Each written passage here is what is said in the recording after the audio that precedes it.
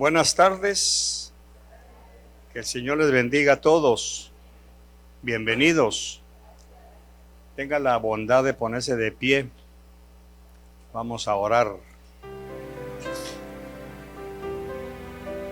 y a pedirle al Espíritu Santo su presencia, su gracia. Señor, muchas gracias porque una vez más nos permites estar en tu casa para estudiar tu palabra, porque somos necesitados de ti. Necesitamos que nos enseñes, que nos instruyas y que nos ayudes a poner en práctica lo que aprendemos, para que no seamos solo oidores, pero también hacedores, para que si vienes esta noche nos encuentres haciendo tu voluntad. Gracias por los que ya estamos aquí, por los que vienen en camino. Sana a los enfermos, fortalece a los débiles y levanta, Señor, a aquellos que han estado desanimados. Muchas gracias por esta preciosa congregación que ama tu palabra, que ama estudiarla, conocerte, para honrarte y amarte cada vez más. Muchas gracias, Espíritu Santo, por abrirnos tu escritura y mostrarnos las cosas ocultas que ojo no vio ni oído oyó. Muchas gracias porque tú las has preparado para los que te amamos. Te bendigo y te agradezco este enorme privilegio, reconociendo que tú eres el Maestro perfecto. Tú eres el predicador que impacta nuestras vidas y tú eres el buen pastor. Muchas gracias. En el nombre de Jesús, amén y amén. Tenga la bondad de sentarse, por favor. Bueno,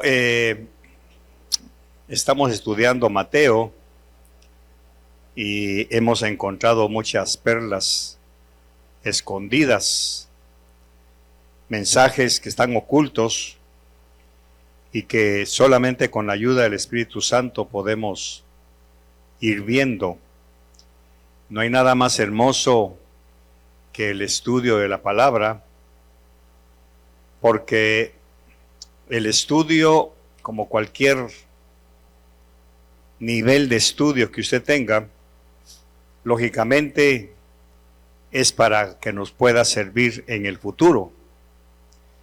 Yo lo parangono de la manera en que lo que estudiamos en la escuela, algunas cosas nos sirven para salir adelante en el futuro.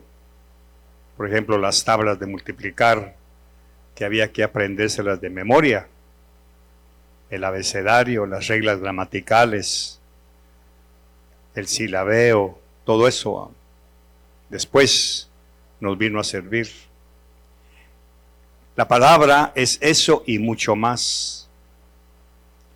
Cuando nosotros estudiamos la palabra, hay un impacto que nosotros no nos damos cuenta y que yo quiero enseñárselo esta noche para que usted pueda tomar la decisión no solamente de venir.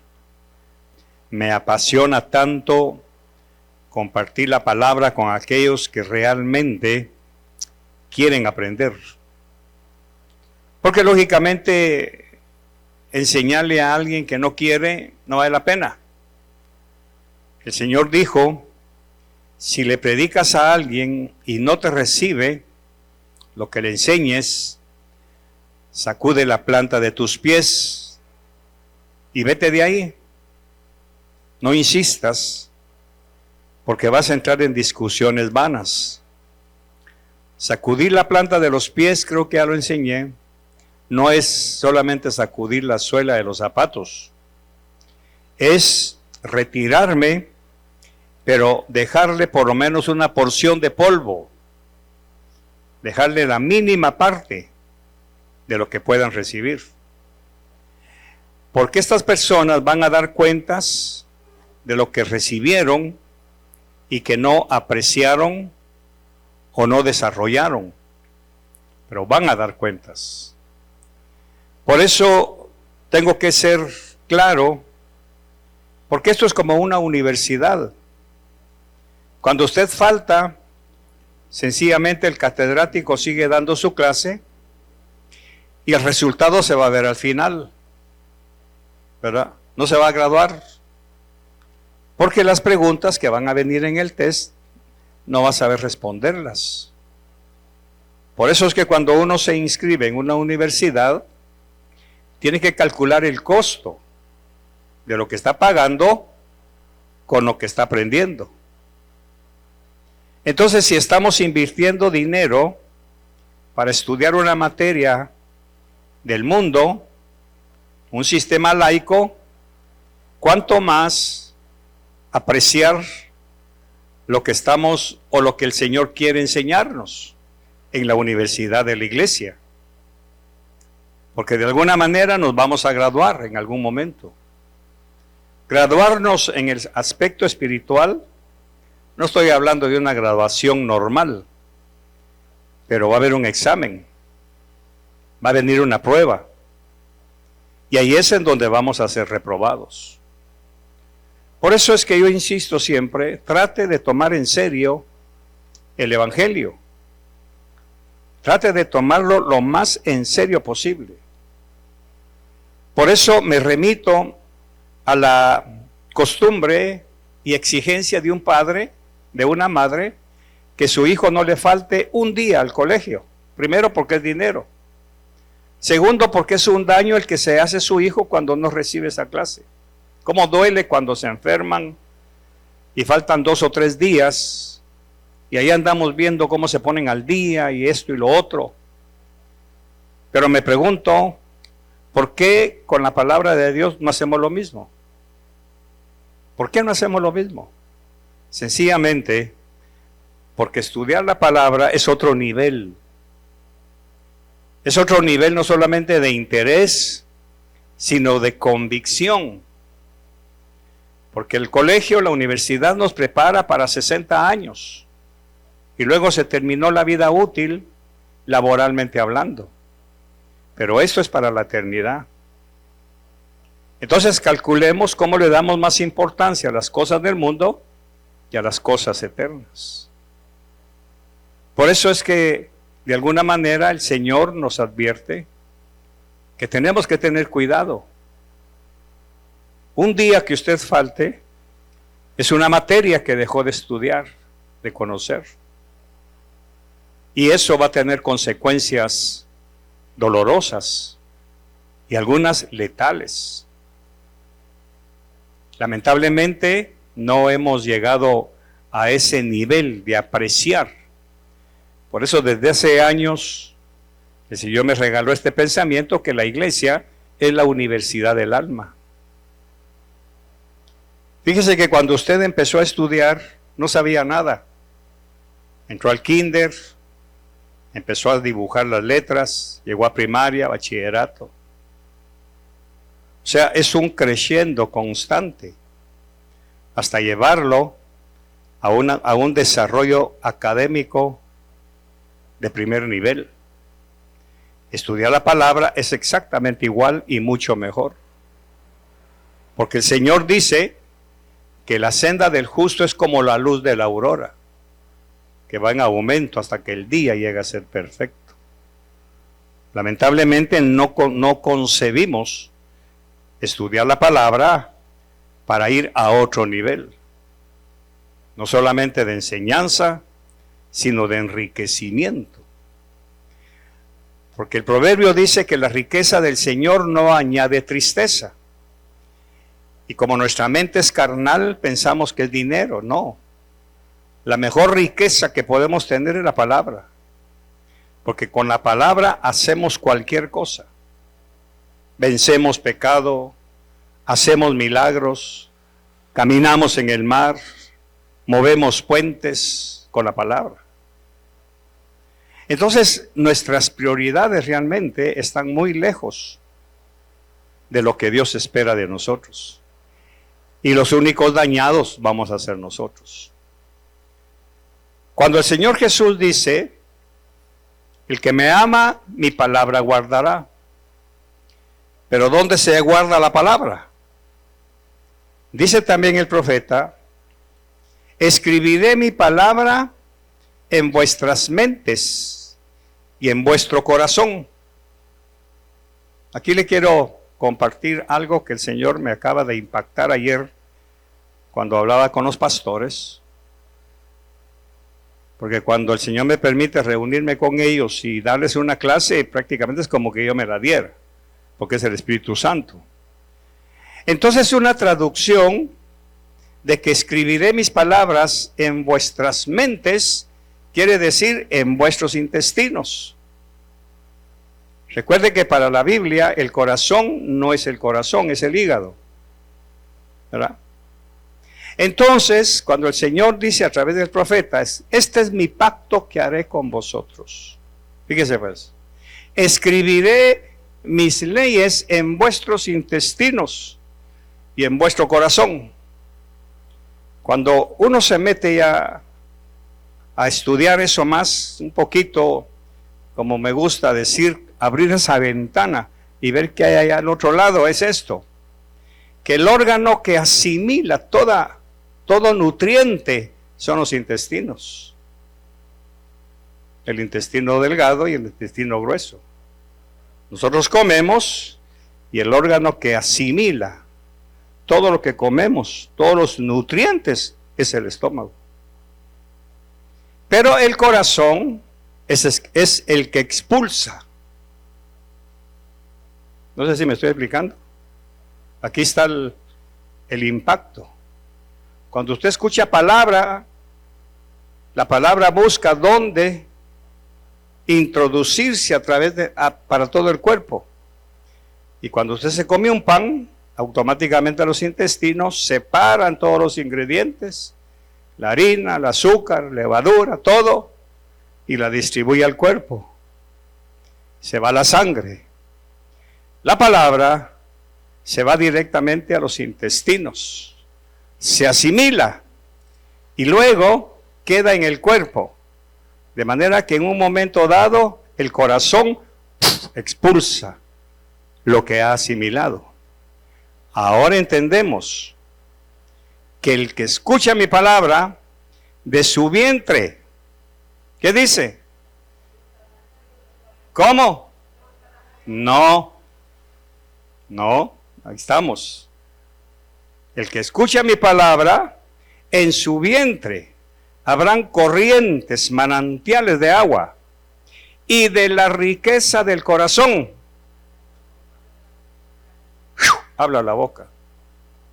Entonces, una persona que no tiene suficiente nutriente de palabra, ¿de qué va a hablar? ¿De qué va a hablar?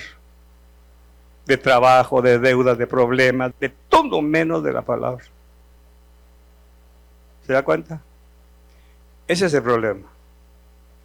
Ahí es en donde la palabra va separando a los que tienen el nutriente de la palabra, no solamente circulando, pero también brotando, porque del corazón brotan todos los pensamientos, buenos y malos.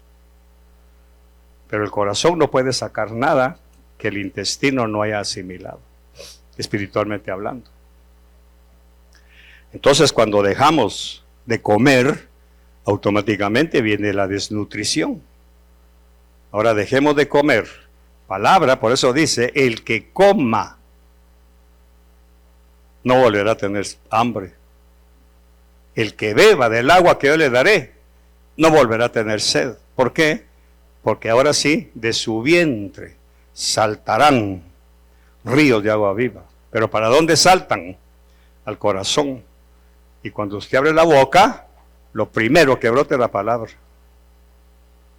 Esto para mí es maravilloso. Maravilloso. Me ha cambiado muchas perspectivas. Por eso incluso cuando me reúno con algunas personas que de su boca no brota palabra, ya sé que esa persona no escucha palabra. No tiene palabra. Y si no tiene palabra de Dios, ¿qué palabra tiene? Humana, cualquier cosa. Trabajo, dinero, fama. Estudiar Mateo es un reto, porque Mateo, como buen judío, trata de demostrar a los judíos que Jesús es rey. Ese es su evangelio, ese es el trasfondo del evangelio de Mateo. Por eso presenta a Jesús como rey, preocupándose por sus súbditos, que son los judíos. Marcos lo presenta como Dios. Lucas lo presenta como el sanador, así. Entonces Mateo presenta a Jesús como rey. Veamos en el capítulo que estamos estudiando, capítulo 8, verso 23, que eso ya lo desarrollamos el domingo, porque me interesaba mucho enseñar eso a la iglesia, donde está la famosa pregunta, ¿por qué tienen miedo? Si yo estoy con ustedes, ¿verdad? En el momento de la barca, en el verso 26. Pero vamos a ver. Cuando entró Jesús en la barca, sus discípulos le siguieron, y de pronto se desató una gran tormenta en el mar, de modo que las olas cubrían la barca. Pero Jesús estaba dormido. Llegándose a él, le despertaron diciendo, Señor, sálvanos, que perecemos. Y él les dijo, ¿por qué estáis amedrentados, hombres? Ya sabemos, infieles. ¿Por qué son infieles? Entonces se levantó, reprendió a los vientos y al mar, y sobrevino una gran calma. Tomemos nota del orden que el Señor siguió. Verso 26. Y él les dijo, ¿por qué estáis amedrentados? Primero los regaña a ellos. La tormenta sigue. ¿Ve? No ha calmado a la tormenta. Primero les está llamando la atención. Y él les dijo, ¿por qué estáis amedrentados, hombres de poca fidelidad, de poca fe? ¿Por qué? Si yo voy con ustedes. Como hablábamos el domingo, no me hagan quedar mal. No me hagan quedar mal. Porque las huestes van a decir que yo no soy fiel de cuidarlos. ¿Ve? Entonces, después de haberles llamado la atención, entonces se levantó y reprendió a los vientos y al mar. Y sobrevino una gran calma. Y los hombres se maravillaron diciendo, ¿quién es este que aún los vientos y el mar le obedecen? Fíjense cómo vamos a ir de nivel en nivel. Cuando llegó al otro lado, a la tierra de los Gadarenos, le salieron al encuentro 2 endemoniados que salían de los sepulcros violentos en extremo, de manera que nadie podía pasar por aquel camino. Y gritaron, ¿quiénes? Los demonios. Los demonios que están dentro del endemoniado, diciendo, ¿qué tenemos que ver contigo, Hijo de Dios? Aquí hay un coscorrón, figuradamente hablando. ¿Dónde está? Verso 27. Fíjese lo que dijeron los discípulos. ¿Qué dijeron? Y los hombres se maravillaron diciendo, ¿quién es este? Los discípulos. Sin embargo, ¿qué dijeron los demonios? Verso 29. ¿Qué dijeron los demonios? Más recio. ¿Quiénes realmente sabían quién era Jesús? ¿Qué pasó con los discípulos? ¿Se da cuenta? Ahí estamos nosotros. Saben más los demonios que muchos de nosotros. Porque los discípulos preguntaron, ¿quién es este? Que hasta el mar le obedecen. Ahora llegan a Gadara y los demonios sienten la Shekinah, la presencia. Inmediatamente identifican. ¿Qué tienes que ver con nosotros, Hijo de Dios? Esto es para nosotros. ¿Cómo es posible que los demonios sepan más que nosotros que somos beneficiados de la gracia, la misericordia, la bondad? Es porque nosotros no tenemos el interés de conocer al Señor. No lo conocemos. Y aquí hay algo todavía más importante en el verso 26. Y él les dijo: ¿por qué estás amedrentados, hombres de poca fe? Porque estos hombres conocían a Jesús. Conocían a Jesús, ahí van con él. Por eso le dice, cuando entró a la barca y el mar se puso picado y toda la cuestión, llegándose a él le dijeron: Señor. Lo están reconociendo como Señor. Creen que Él los puede ayudar. Pero aquí tenemos una división. No es lo mismo creer en Jesús que creer en su palabra. Son dos cosas diferentes. Muchos de nosotros conocemos a Jesús, le hablamos a Jesús, le oremos a Jesús, pero no creemos su palabra. Por eso Jesús dijo: el que me ama guardará mi palabra. No se quedó con que el que me ame guardará mi palabra. Son dos niveles diferentes. Una cosa es conocer a Jesús y otra cosa es creer lo que dijo Jesús. Por eso es importante el ejemplo que pusimos de Jairo. Cuando Jairo está y le dicen que ya murió su hija, el Señor lo para y dice: no, espérate. Yo te dije que iba a ir contigo. Pero en el momento de la crisis llegaron sus amigos y le botaron la fe. Porque no es lo mismo creer en Jesús. Usted puede venir a la iglesia, cantar coritos, aprendérselos de memoria y no creer la palabra de Dios. Por eso tenemos tanta pobreza espiritual y tanta pobreza financiera y tanta pobreza cultural y tanta pobreza de todo. Porque tenemos a Jesús como Jesús, pero no creemos en su palabra. Entonces, en este caso del Gadareno también tenemos algunas lecciones que aprender. Dice verso 29, gritaron diciendo: ¿qué tenemos que ver contigo, Hijo de Dios? No le dijeron Jesús ni Señor, lo identificaron como Hijo de Dios. ¿Has venido aquí para atormentarnos antes del tiempo? A cierta distancia, ahora, antes del tiempo, ¿por qué? Porque ellos sabían que para ellos, el diablo y sus demonios, va a haber un tiempo en que van a ser destruidos. Mientras tanto, tienen permiso, no de Dios, sino ellos se lo han abrogado, de afectar a las personas, de afectarlos. Ellos saben perfectamente que hay un día. Por eso la Biblia siempre habla del día del Señor, que no es el domingo, es el día del Señor. El día en que Él dispone a hacer algo. Entonces le preguntan: ¿has venido aquí para atormentarnos antes de tiempo? Sabemos que nos vas a atormentar. Conocemos tus planes. Pero todavía no es tiempo, Señor. Todavía no es tiempo. Verso 30. A cierta distancia de ellos había una piara de muchos cerdos paciendo. Y los demonios les rogaban diciendo: si vas a echarnos fuera, ¿fuera de dónde? De ese hombre. Si nos vas a sacar de aquí. Aquí ya tenemos algo muy importante. Los demonios andan buscando cuerpos. Ahora, aquí tenemos que tener mucho cuidado porque no estamos hablando así de demonios feos. Estamos hablando de impureza. Para los judíos, este hombre no era un endemoniado como lo traducen. Era un hombre impuro, que vivía en un lugar impuro, como era el cementerio. O sea, los judíos evitaban pasar por un cementerio. Por eso es que cuando Jesús llega, veamos verso 28.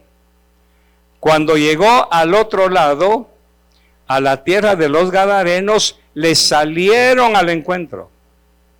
Jesús no llegó al cementerio.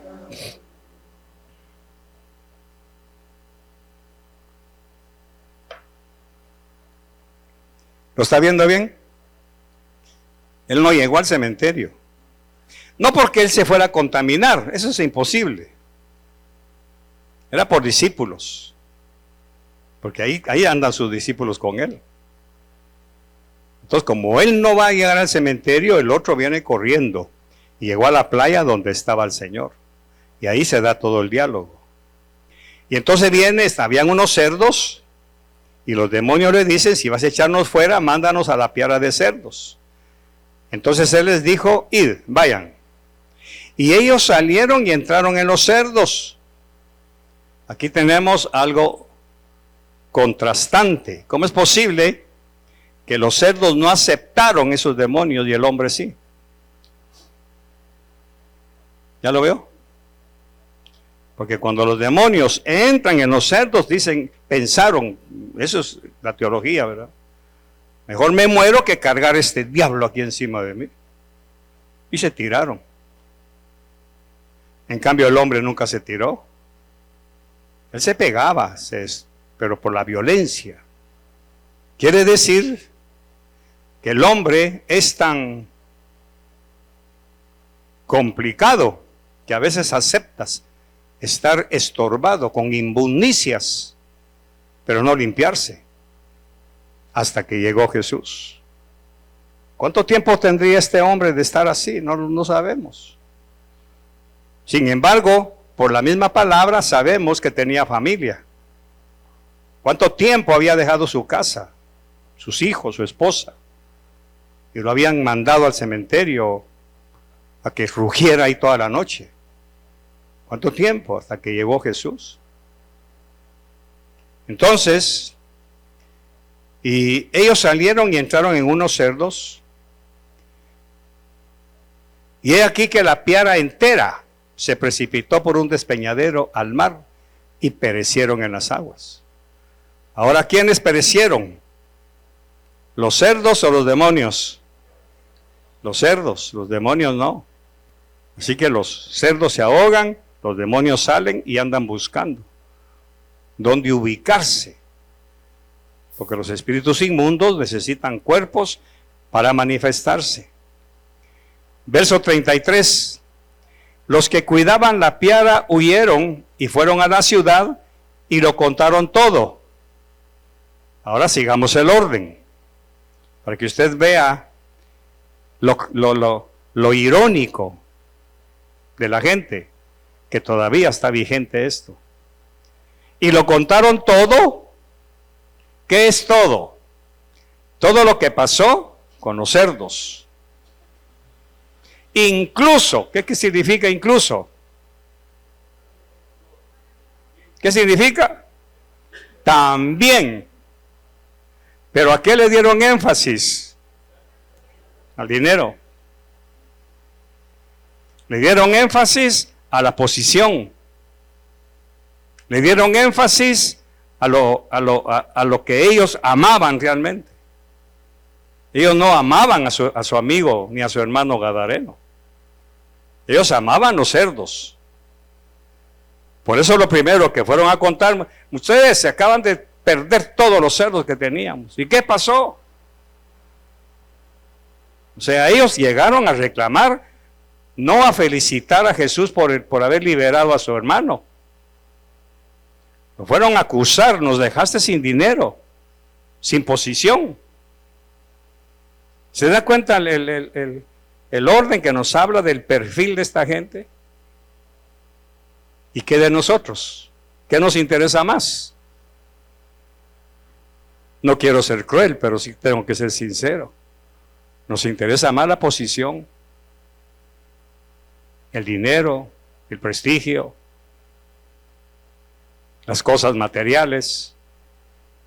Y lo contaron todo, incluso lo de los endemoniados. ¿No ve la crueldad humana? ¿Y cuál es la diferencia entre estos y nosotros? Ninguna. En lugar de alegrarse porque el Señor liberó a su paisano, a su amigo, qué sé yo, se pusieron enojados porque les quitó su fuente de ingresos. Ahora, aquí hay algo todavía escondido. Recordemos que todo esto está pasando en la ciudad donde vivía Jesús. ¿Dónde lo tenemos? Dice, vamos a retroceder, siempre en el capítulo 8, verso 5. Todo esto está pasando Y cuando entró Jesús en Capernaum, ¿verdad?, una ciudad de Galilea, ahí vivía Pedro. Capernaum era una aldea de la ciudad de Galilea. Ahí está pasando esto. Entonces lo que tenemos que ver aquí es que Galilea estaba contaminada por estos gentiles criando cerdos. Algo inaceptable para un judío. Y entonces, ¿qué tuvo que hacer Jesús? A ver quién me ayuda. Pensemos un poquito. ¿Qué tuvo que hacer Jesús? Limpiar la tierra. Porque estos judíos helenizados, que habían creído más en la cultura griega, se habían olvidado de sus principios judíos. Y habían empezado a criar animales inmundos, que el epítome para la Biblia, el animal inmundo por excelencia, es el cerdo. Entonces no es casualidad que Jesús haya llegado a Gadara, que era una porción de la tierra de Galilea, para limpiarlo. Verso 34 me da el pensamiento. ¿Qué dice el verso 34? Siempre del capítulo 8. Y toda la ciudad salió al encuentro de Jesús, y cuando le vieron, le rogaron que se fuera de su comarca. ¿Qué pasó después de que él se fue? Volvieron a tener su crianza de cerdos. ¿Se da cuenta de lo que hay aquí? Esa riqueza que hay. Y que nosotros podemos estar cayendo en esto. El Señor vino, nos limpió de la inmundicia, del pecado, lujuria, lascivia, materialismo. Pero con el tiempo, con el devenir del tiempo, empezamos nuevamente a retomar lo que teníamos antes. Es exactamente lo mismo. Por eso dice Eclesiastés, no hay nada nuevo bajo el sol, lo que fue ya es. Pero como ustedes son mis amigos, les pregunto, ¿dónde estamos? ¿En qué nivel estamos nosotros? Por eso cuando usted le da segundo lugar a la iglesia, usted está aquí. Cualquier cosa de lo que antes dejó. Por eso Apocalipsis dice, te recomiendo que hagas las primeras obras. Las primeras obras, porque has perdido el primer amor. Te recomiendo que hagas lo que hacías antes, pues. Que odiabas esto, lo dejaste, lo rechazaste, te limpiaste de eso. Vuelve a hacer eso, porque ahora estamos como el gadareno, o ya no como los gadarenos. Volvieron a su negocio, porque Jesús les estorbó. Y aquí tenemos algo muy interesante que quiero que se guarde porque lo vamos a estudiar un domingo de estos. Porque Jesús estorba siempre en nuestros planes.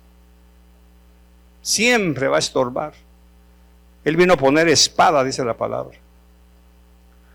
Entonces el gadareno, o este episodio del gadareno, tiene una riqueza que a mí me pone en la realidad, en el pragmatismo. Yo no puedo regresar a criar cerdos. Mi alma lo quiere porque el alma todavía está imperfecta. Pero como por eso le dije desde el principio. Pero si yo he asimilado los nutrientes de la palabra, aquí tiene que haber un cambio. Lo que salga de aquí tiene que cambiarme la palabra, la vida. Por eso es inconcebible que después de tanto tiempo oyendo palabras todavía haya que regresar a los rudimentos. Y el único daño es para nosotros. ¿Qué pasaría con el gadareno cuando en otro pasaje paralelo le dice, Señor, déjame ir contigo? Y él le dijo, no, anda a tu casa.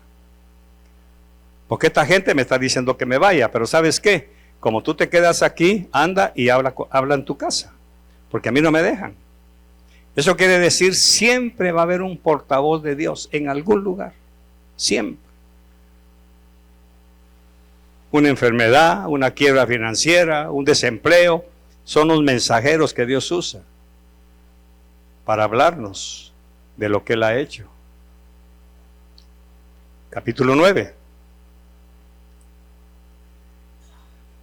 verso 1. Y subiendo Jesús en la barca, nuevamente recordemos que estamos en Galilea, pasó al otro lado y llegó a su ciudad. ¿Sí? Y le trajeron un paralítico echado en una camilla, y Jesús, viendo la fidelidad de ellos, ¿la fidelidad de quiénes? De sus amigos, le dice: anímate, hijo, tus pecados te son perdonados. Y algunos de los escribas decían para sí: este blasfema. Ahora, ¿quiénes serán estos escribas?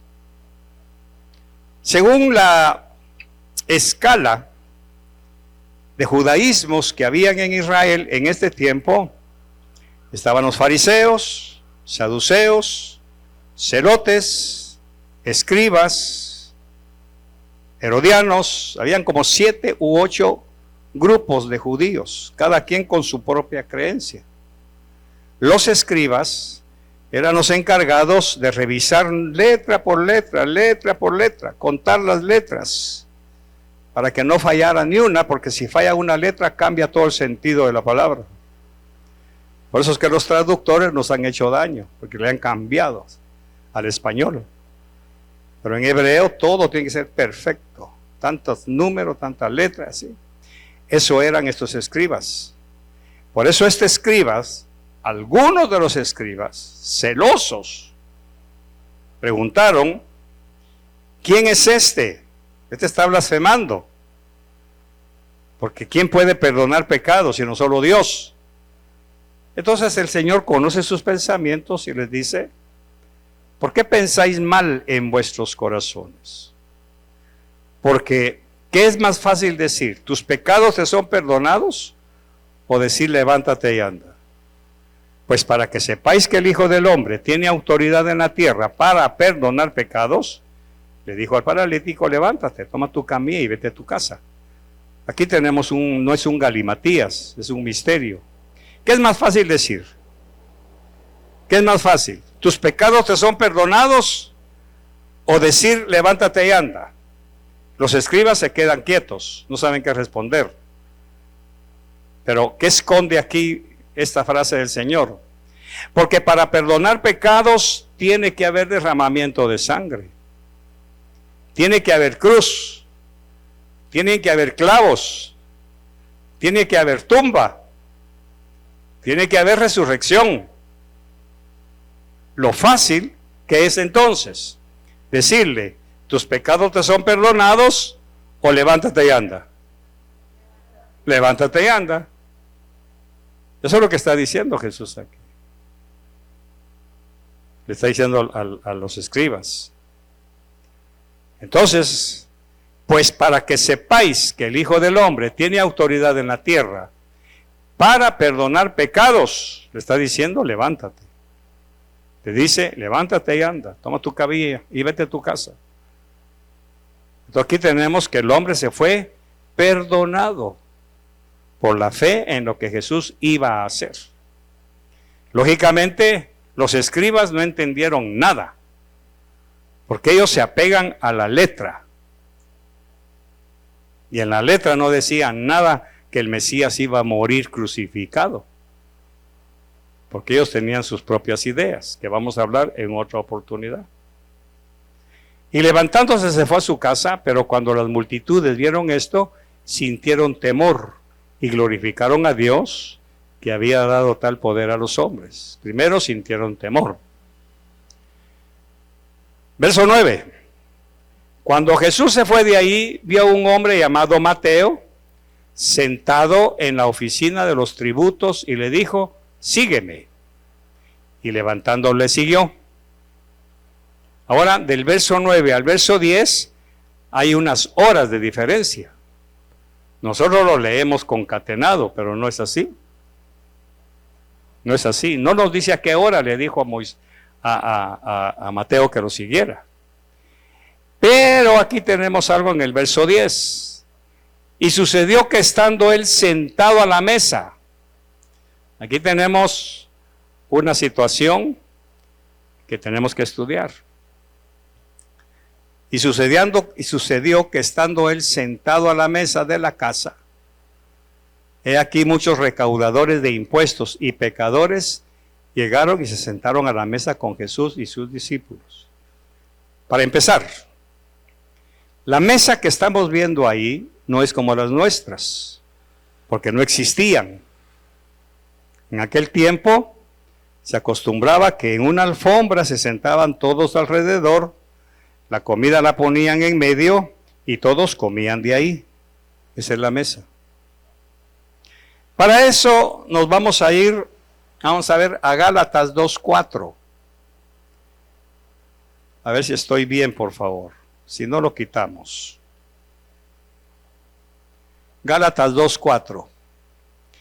Y esto fue por causa de los falsos hermanos, introducidos secretamente, que se habían infiltrado para espiar la libertad que tenemos en Cristo Jesús, hablando Pablo, de unos judaizantes. No se pierda esto porque se pierde el néctar. Gálatas, está hablando Pablo de que unos infiltrados habían llegado a Galacia para decirles: ¿ustedes aceptaron al Señor Jesús? Sí, pues tienen que circuncidarse, porque si no, no van a ser salvos. O sea, además de la gracia, tienen que cumplir la ley de Moisés. Eso está diciendo ahí. Ahora vamos a sacar a esa gente de Gálatas y los vamos a mandar a la cena de Mateo. Regresemos nuevamente a Mateo, capítulo 8, verso, ¿qué? Verso 10, no, verso 10. Y vamos a ver qué es eso de la mesa. Los fariseos, celosos de la ley de Moisés, habían hecho sus propias leyes y mandamientos en la ley oral. Fíjese pues, esto que va a aprender como yo, que estoy aprendiendo, es maravilloso. Y el Espíritu Santo va a empezar a dar porciones diferentes a cada uno. Los fariseos tenían dos leyes: la ley de Moisés, pero también la ley oral. El problema de ellos es que las dos leyes tenían el mismo nivel divino. Quiere decir que quien rompía un mandamiento de la ley oral era como que rompiera toda la ley escrita. Ahora me imagino que ya alguien recibió. Por eso Jesús les decía: en vuestra ley está dicho. No dice está escrito. En vuestra ley está dicho, porque era la ley oral. Estos cuates o estos fariseos, creyentes acérrimos en la Torá, pero también en las tradiciones que ellos se habían inventado, habían impuesto al pueblo judío de su tiempo mandamientos que no eran de la Torá, eran mandamientos de ellos. Esto nos va a ir llevando que todavía tenemos ese relente en nuestras iglesias. ¿Ve? Vamos a seguir. Entonces, lógicamente, estos judíos, estos fariseos, tenían un cuerpo paramilitar. Tenían un cuerpo paramilitar, que eran los encargados de cuidar la pureza judía. Que nadie se desviara del judaísmo puro.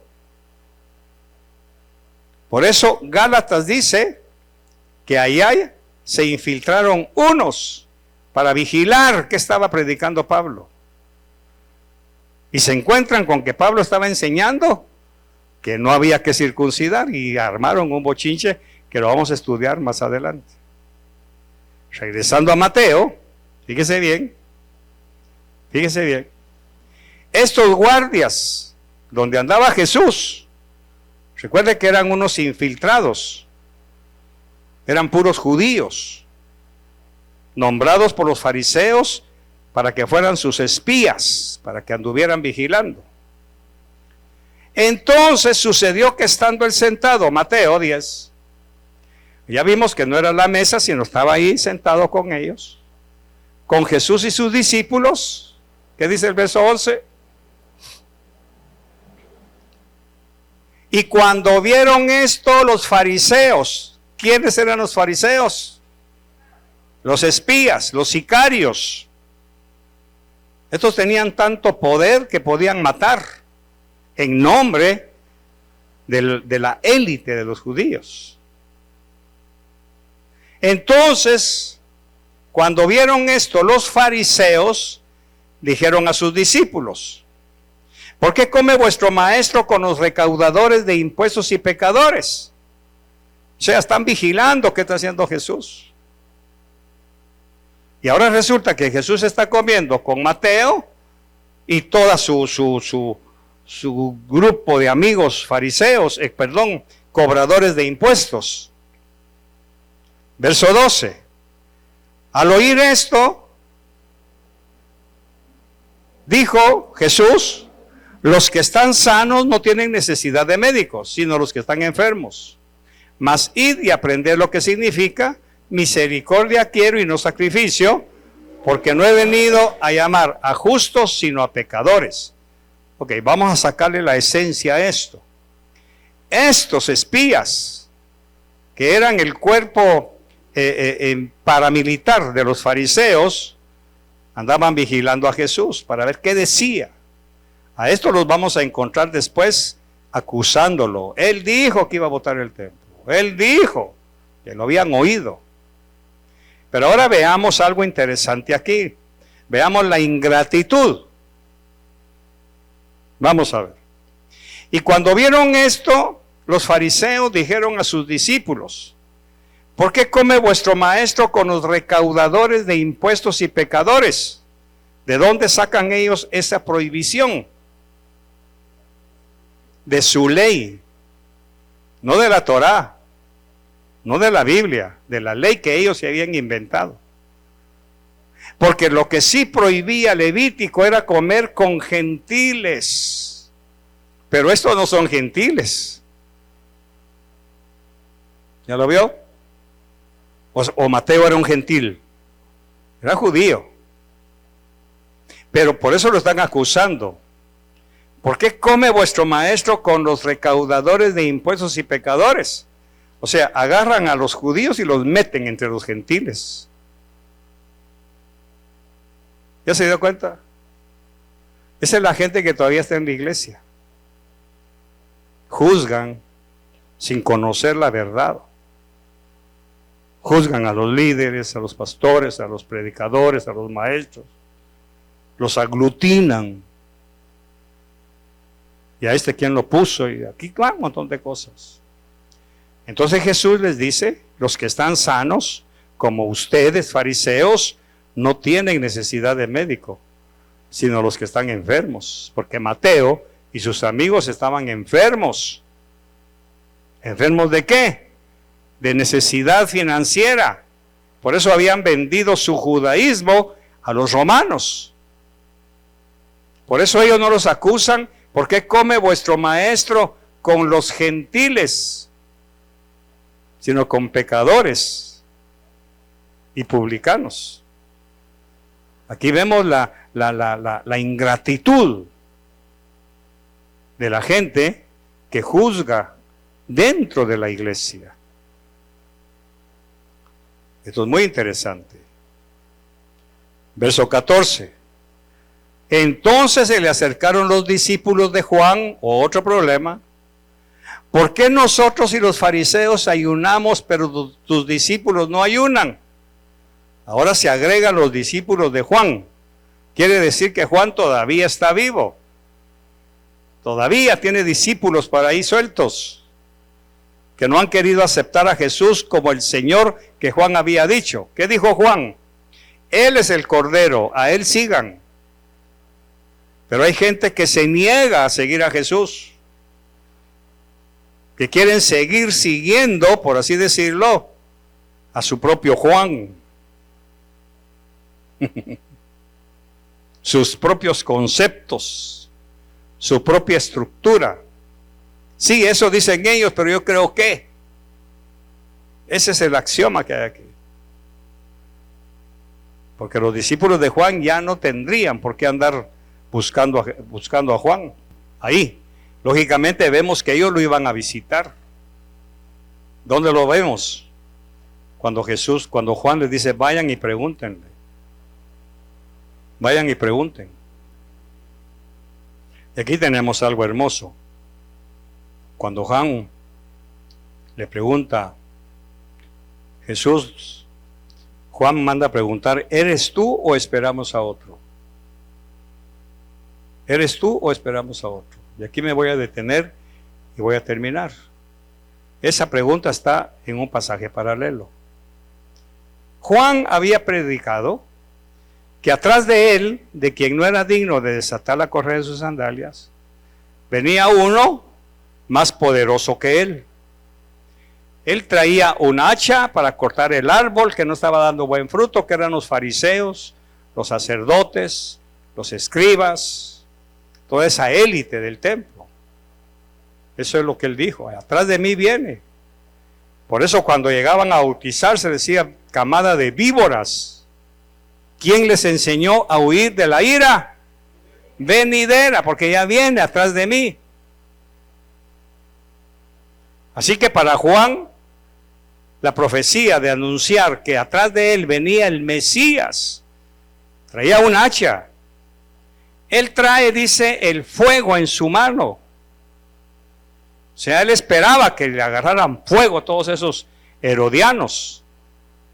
Y en su mano, dice, trae el bieldo para colar la paja del trigo. O sea, una profecía terrible, según Juan.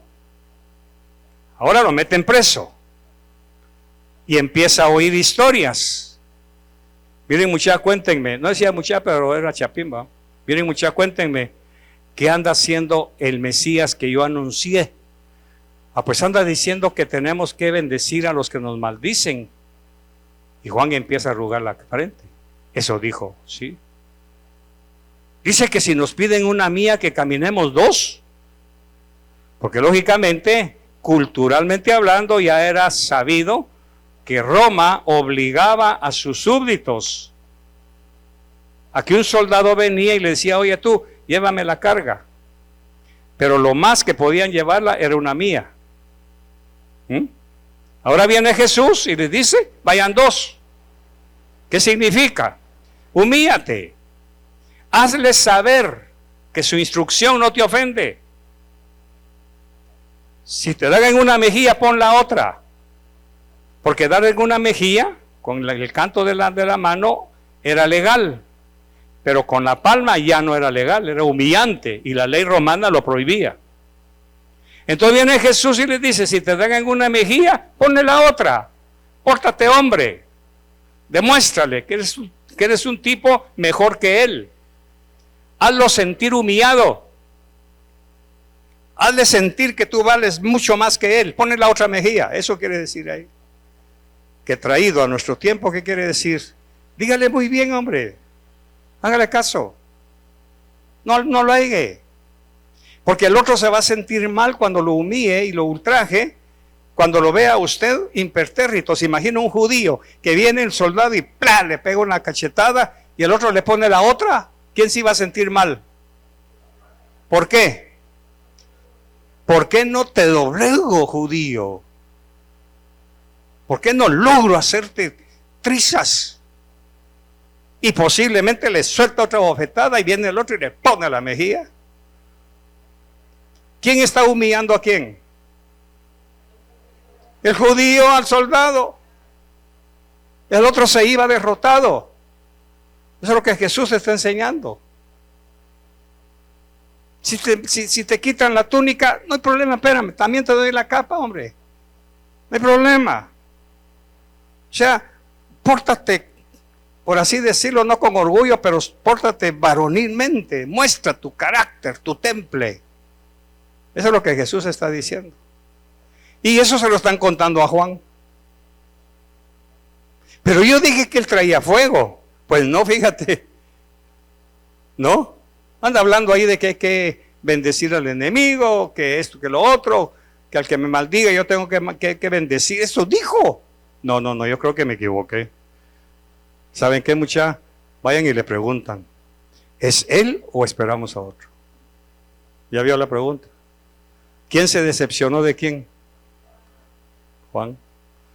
Ahora aquí viene la enseñanza con nosotros, aparte de todo lo que estamos viendo. Cuando usted se casa con una persona. Y con el tiempo esa persona empieza a mostrar el cobre, sus costumbres, su forma, su cuna. Y usted dice, pero yo no quería a esta persona. Yo quería lo que vi en el centro comercial. Yo lo que quiero es al que vi allá. Este no es lo que yo quería. ¿Lo está viendo? Es que yo vine a esta iglesia porque el pastor así, pero ahora resulta que me está regañando seguido. Ahora me está exigiendo. Y a mí me habían dicho que aquí los mensajes eran así hermosos, deliciosos. Incluso yo lo oí por la radio hace como 20 años, pero esto no es lo que esperaba. Mejor busco al otro.